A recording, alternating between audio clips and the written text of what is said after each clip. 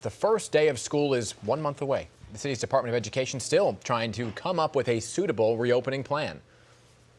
You need the parents to be comfortable. You need the teachers to be comfortable. You need the children to show up at school. And there's going to have to be a discussion. You look at some of these plans, they're indecipherable. I'm not going to allow any school to open that I don't believe if we don't have a safe environment. So the city was given an extension to submit a more detailed plan on testing, disinfecting, safety protocols. Both the teachers and principals unions say these plans need to be in place before they agree to return to in-person learning. UFT President Michael Mulgrew joining me now live this morning with what they hope to see in those updated plans. So good morning to you, sir. Thanks for joining us once again on this important topic. Good morning. I hope you're having a decent day. Thank you. You too. And, let's get to it right now. Hundreds of educators yesterday, this was impressive to see, they marched to Foley Square demanding schools remain closed. Some of them were carrying caskets, body bags, really to make their point here. At this late stage in the game of August, are your members calling for a delayed start to the school year until a more solid safety plan comes together? What do you want to see? Well, we haven't seen a comprehensive plan at all yet. I mean, just the basics since we've been hearing since February, testing and tracing.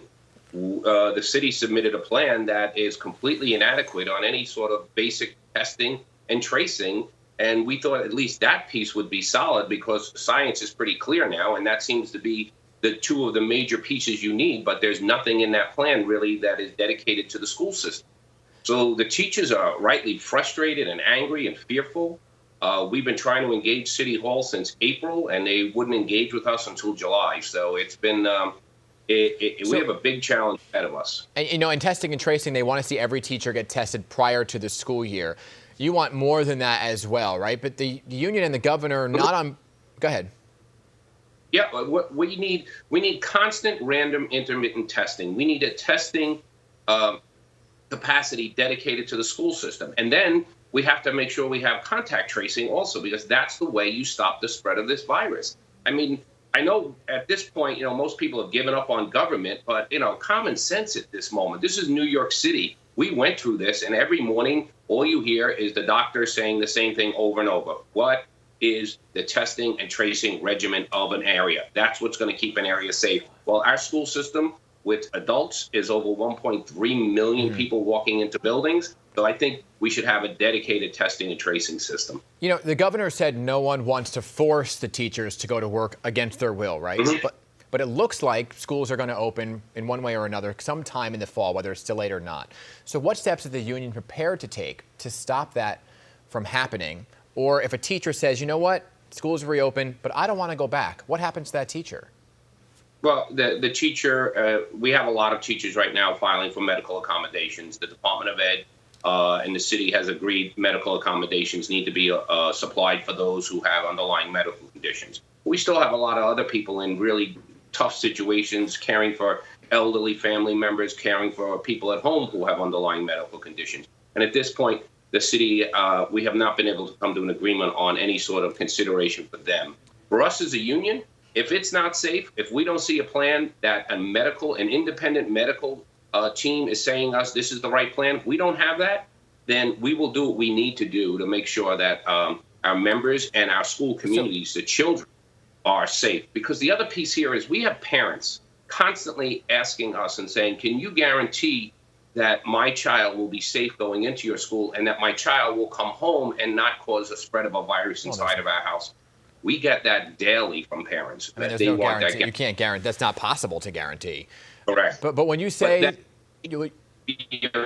there amongst the parents also. Yeah, and when you say you do what you'll have to do, does that mean the possibility of a strike? Has that been discussed? That's all I'll say at this point. We have laws in New York State that really tie the hands of unions, but when it comes to safety and people's actual life, then we will do, as I said, we'll do what we have to do. And that's about all I'm going to say at this point on that issue. You just attended the National Teachers Union Conference. So what was the mood overall of teachers? Oh, frustration and anger.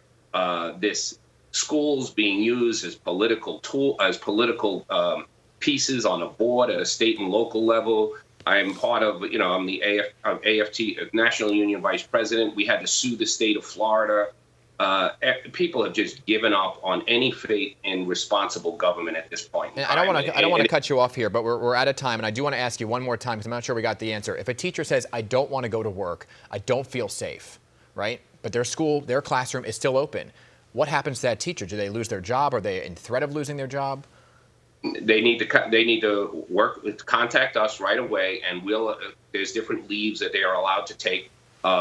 Most of them without pay, so we would absolutely set that up for them. But they need to talk to us because everyone's different because of their what we call. There's a lot of technical things, and for each teacher to take a leave. Many facets to this conversation, Mr. Mulgrew. I do appreciate your time this morning.